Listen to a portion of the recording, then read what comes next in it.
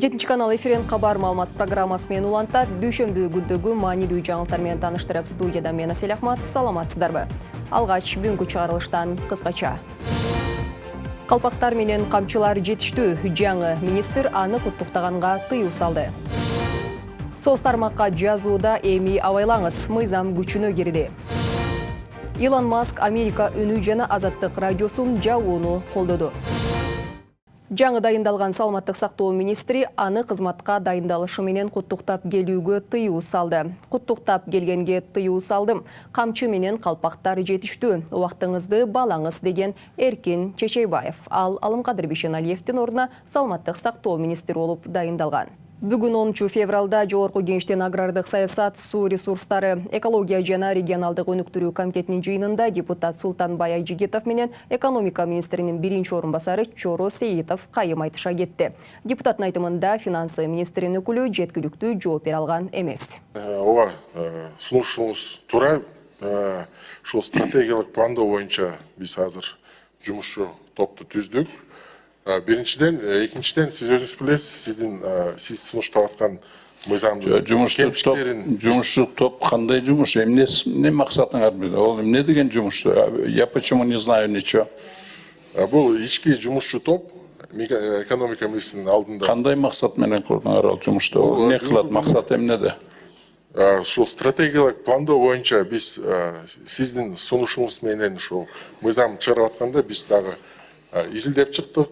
Эмнени изилдедиңер? Карап чыктык, кандай пландоолор болуп атат өлкөбүздө ар бир деңгээлде. Кандай пландоо бар? Эмненин негизинде пландоо? Вообще закон болбосо, мыйзам болбосо, бир мындай ошону иретке салган бир мыйзам документ болбосо, силер кантип пландоо дейсиз? Кайсы планды силер изилдеп чыктыңар? Ошо иретке салган бүгүнкү күнү биздин президенттин жарлыгы бар, ошонун негизинде иштеп баратабыз, иштерди алып баратабыз. Экинчиден, ушул пландоо боюнча эл аралык Чоро Сейитович, сүйлөбөй эле койчу айланайын.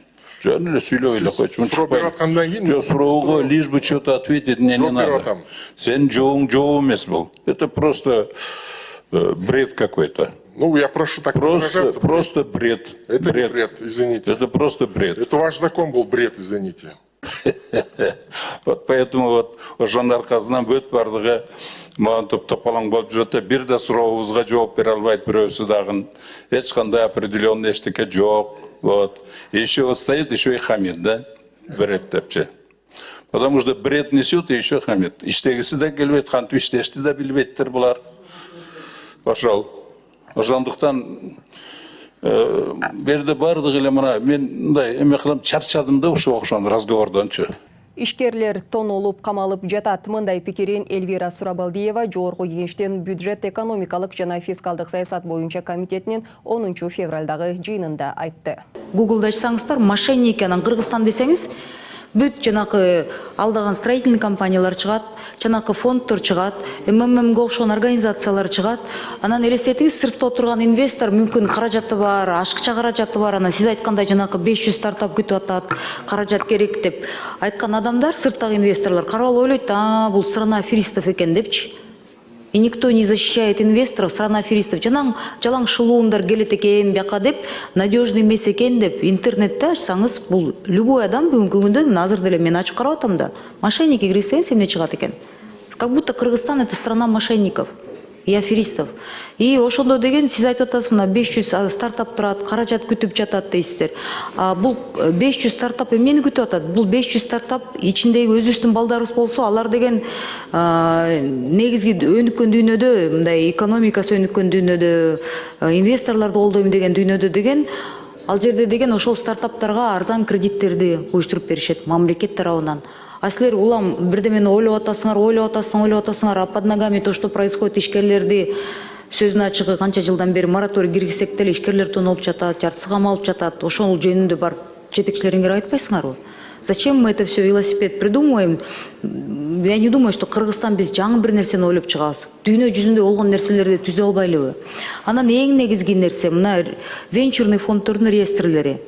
Кто будет проверять источники финансирования, происхождение капиталов? Же бул мыйзам менен туура айтып атат да мен коллегаларым. Еще больше аферисттерди алып келейин деп атасыңарбы? Жогорку кеңештин ушул эле жыйынында депутат Дастан Бекешев венчурдук каржылоо боюнча мыйзам кабыл алуу азыр эрте экенин билдирди. MC коин, TIF коин, лох коин ушундай аз келгенсип, мына сиз ушул мыйзам долбоор менен жаңы шарттарды ошол шылымдарга куруп атасыз да. Венчурлук каржылоо мындай кыргыз жараны түшүнөбү бул? Эмне экен, маанисин түшүнөбү? Бүгүнкү күндө бизде венчурдук рынок түптөлүп, былтыркы жылы эле ошо жалпысынан бир $1,5 миллион инвестиция келди да. Проще можете сказать, что такое венчурное финансирование? Бул тобокелдик даражасы өтө жогору болгон жаңы долбоорлор болуп саналат да. А вы знаете, что вот жаңы долбоор это самые рискованные проекты? В 98% случаев они в минус уходят.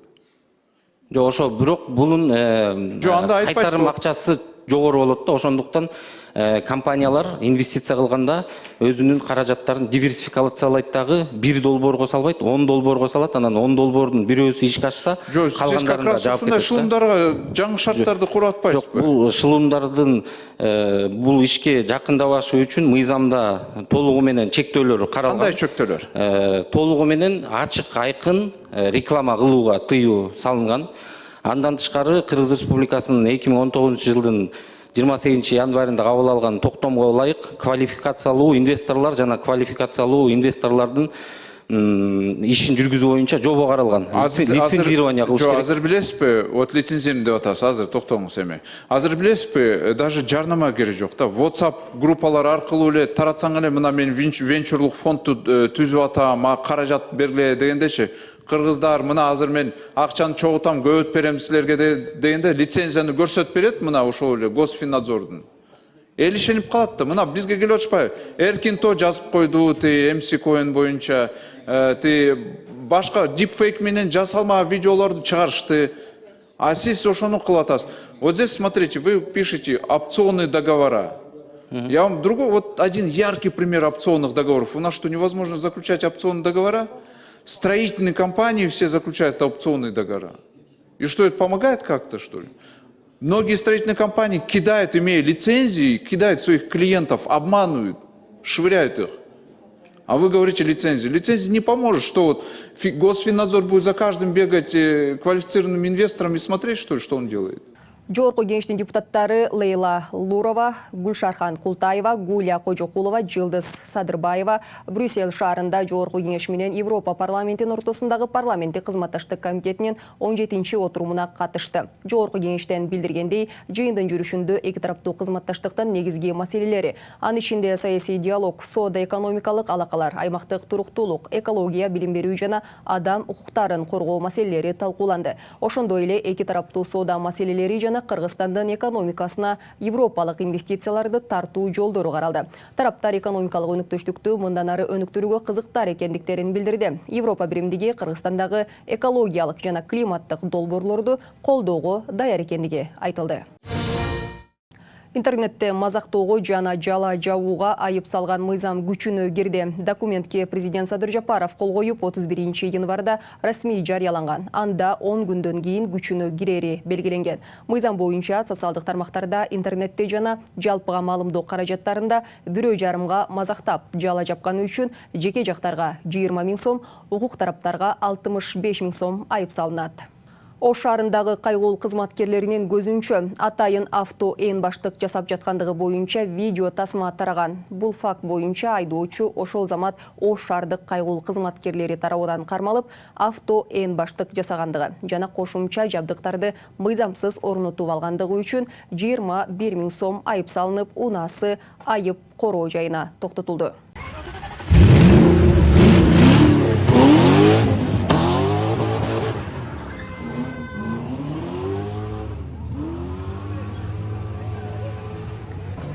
Кыргызстанда 2024 жылдын январь-декабрь айларында орточо эмгек акы 37.361 сомду түздү. Бул тууралуу Улуттук статистикалык комитеттин төрагасынын биринчи орун басары Назира Керималиева брифингде билдирди.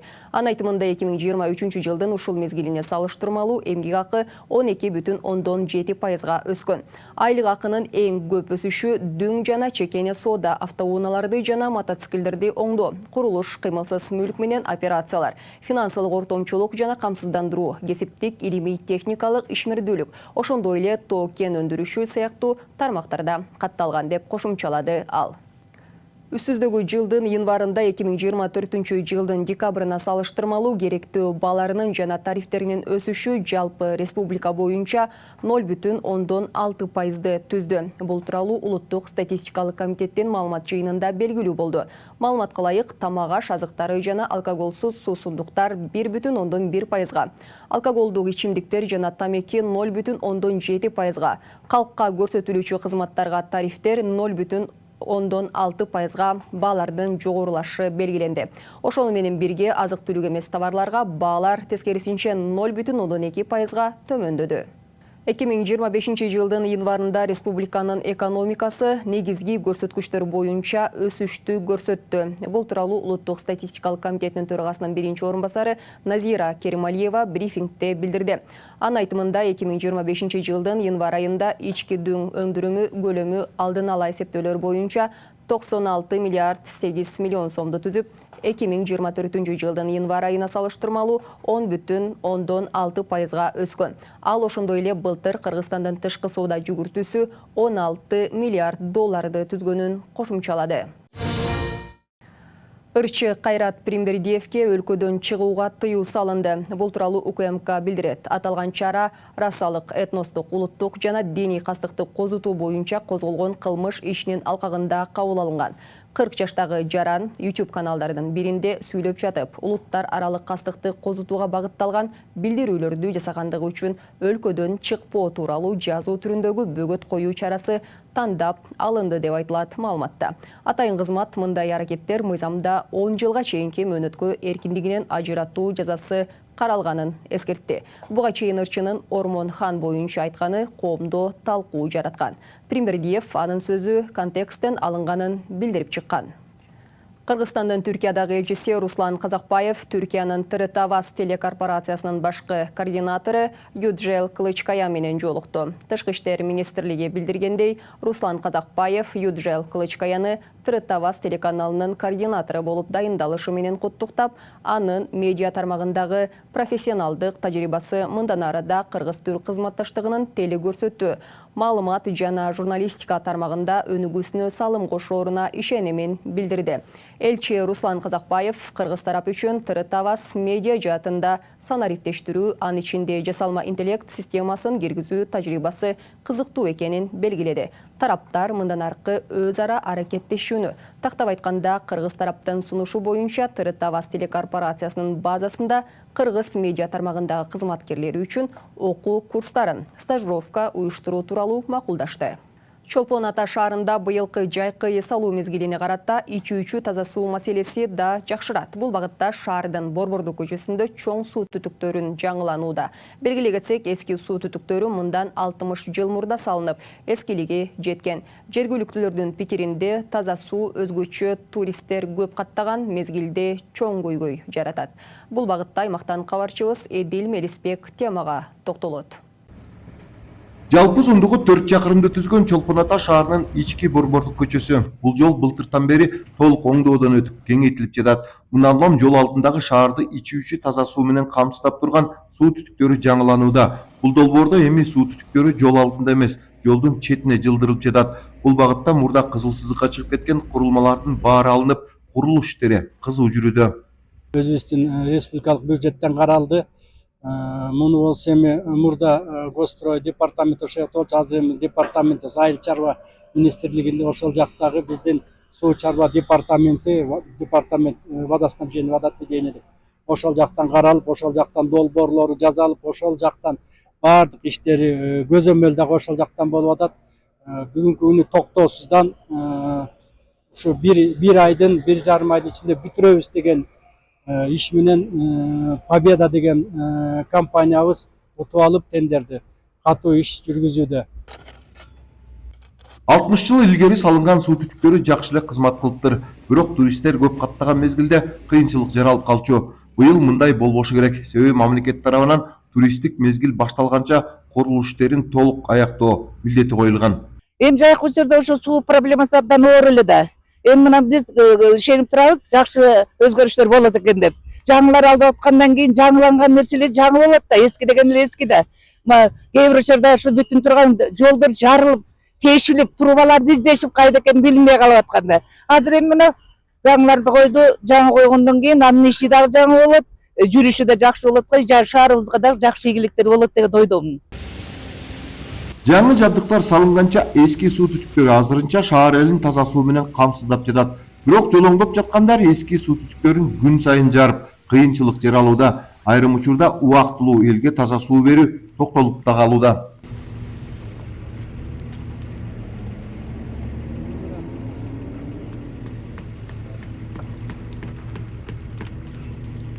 Ар бир жерге барган сайын түтүкчөлөр эски болгондон техникалар күчтүү болуп, тийип кеткен жерлерин жарып алууда. Кайта биз дагы шаардын суусун өчүрүүгө туура келип атат.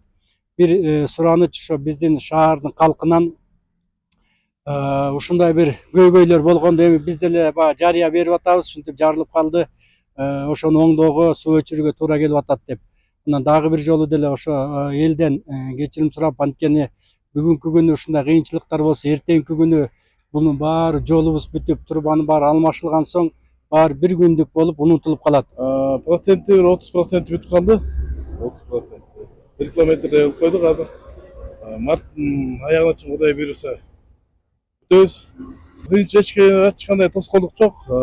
Мэрия жардам берип атат. Бу жерде водоканалда чогуу жардам берип, иш жакшы жүрүп атат. Белгилей кетсек, быйыл май айына чейин жалпы 4 чакырым жердеги суу түтүктөрү алмаштырылат. Бул иштерге мамлекет тарабынан 88 миллион сомдон ашык каражат бөлүнүп берилген. Эжил Месбек, 7 канал, Ысык Көл облусу. Өзгөндө Манастын жаңы айкели орнотулду. Эстелик жайгашкан жерди оңдоп түзөөгө жергиликтүү бюджеттен 2 миллион сом бөлүнгөн. Ал эми айкелдин өзүн жезден жасоого Ош облустук өнүктүрүү фондунан 3 миллион сом, жергиликтүү бюджеттен 100 000 сом берилген. Борбордук аянтка коюлган жаңы эстеликтин бийиктиги 3,5, туурасы 1,5 метр.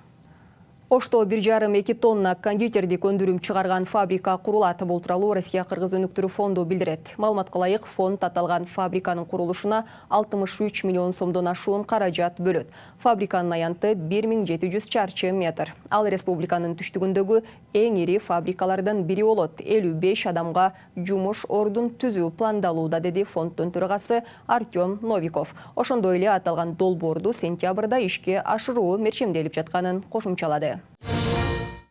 Ош шаарындагы Жүйек жолу муниципалдык аймактык башкармалыгындагы көчөлөр иретке келтирилет. Бул тууралуу шаар мэри Жеңишбек Токторбаевдин шаардык кызматтардын жетекчилери менен бирге кезектеги рейдтин кыдыруусунда айтылды.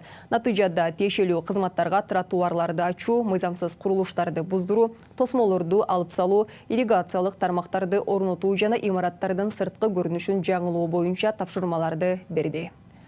Эми эл аралык жаңылыктардан америкалык миллиардер Илон Маск АКШ өкмөтү каржылаган Америка үнү жана Эркин Европа азаттык радиолорунун медиа долбоорлорун жабууну колдоду. Бул тууралуу дүйнөлүк маалымат каражаттары жазып чыкты. Ишкер АКШнын улуттук чалгындоо кызматынын мурдагы директору Рик Гренелдин аталган басылмаларды өткөндүн калдыктары жана ашыкча солчул активисттерге толгон деп аталган маалыматын бөлүшкөн. Ооба, аларды жапкыла деп жазган Маск. Европа ансыз деле эркин экенин, бул маалымат каражаттарын эч ким укпай турганын, алар америкалык салык төлөөчүлөрдүн чөнтөгүнөн жылына $1 миллиард жеп жатышканын кошумчалады. Гренел Америка үнү жана Эркин Европа радиосун бир жактуу деп айыптап, медиа платформалар радикал солчулдардын оюн аянтчасына айланды деп ырастады. Бул жалпыга маалымдоо каражаттарды каржылоонун максатка ылайыктуулугу тууралуу маселе буга чейин АКШдагы консервативдүү чөйрөлөрдө көтөрүлүп келсе, азыр ал дүйнөдөгү эң таасирдүү ишкерлердин биринен колдоо тапты. Түркиянын Газага жеткирген гуманитардык жардамы 96 000 тоннадан ашты. Бул тууралуу Анадолу агенттиги Түркиянын өкмөтүнө караштуу кырсыктардын алдын алуу жана кесепеттерин жоюу боюнча башкармалыктын маалыматына таянуу менен билдирди. Ага ылайык 15-ши түркиялык кеме гуманитардык жардам менен Эль Ариш портуна барды. Бул ирет Газанын жашоочулары үчүн 1956 тонна гуманитардык жардам жеткирилди. Бириккен Улуттар уюмунун жакынкы чыгыштагы агенттиги менен биргеликте жалпысынан палестиналык качкындарга жардам көрсөтүү үчүн Түркиядан Газага 15 кеме жана 14 учак менен жөнөтүлгөн гуманитардык жардамдын көлөмү 96 131 тоннага жеткени айтылды. Эми өлкөдөгү маданият жана спорт жаңылыктарына кезек берсек, ат башыдагы көл суунун жээгинде уникалдуу фестиваль өттү. Бул тууралуу туризм фонду кабарлайт. Иш-чарага Казакстан, Россия жана Европа өлкөлөрүнөн келген туристтер катышты. Аларга бүркүт салуу, шумкар менен аңчылык кылуу, тайган салуу жана жаатуу оюну көрсөтүлүп, манас айтылган. Фестивалдын катышуучуларына жана конокторуна -30 градустук суук, тоскоолдук жаратпай. Музыкалык номерлер шаңдуу өтүп, коноктор улуттук тамактардан даам сызгандыгы кабарланды. Фестивалды мындан ары жыл сайын өткөрүү пландалууда. Кыргыз хоккейчилери Сингапур командасын 11-2 эсебинде жеңди. Беттеш Кытайдын Харбин шаарындагы кышкы Азия оюндарынын алкагында өткөн. Бул улуттук курамдын 3-чү оюну. Буга чейин кыргыз хоккейчилери Кувейтти 8-9, Бахрейнди 29-0 эсебинде уткан. Кыргыз футбол биримдигинин президенти Камчыбек Ташиев Кыргыз футбол биримдигинин колдоосу менен тартылган чемпион тасмасынын жабык көрсөтүүсүнө катышты. Футбол биримдиги билдиргендей, тасманын максаты кыргыз футболунун келечегине үмүт жаратуу. Сюжет боюнча тасма Ысык көлдүн жээгиндеги Чакан айылда тартылган. Тасмада Актилек аттуу бала майыптуулугуна карабай өзүнүн футбол тууралуу кыялын ишке ашырып, командасынын жеңишке жетүү жолуна көптөгөн кыйынчылыктарды жеңери айтылды. Мына ушундай маалымат менен биз бүгүнкү программабызды жыйынтыктайбыз. Сиздер кабар маалымат программасын көрдүңүздөр. Студияда мен Асель Ахмат жана кесиптешим режиссердук пультта Талас Аманбеков болду. Кечиңиздер көңүлдүү улансын.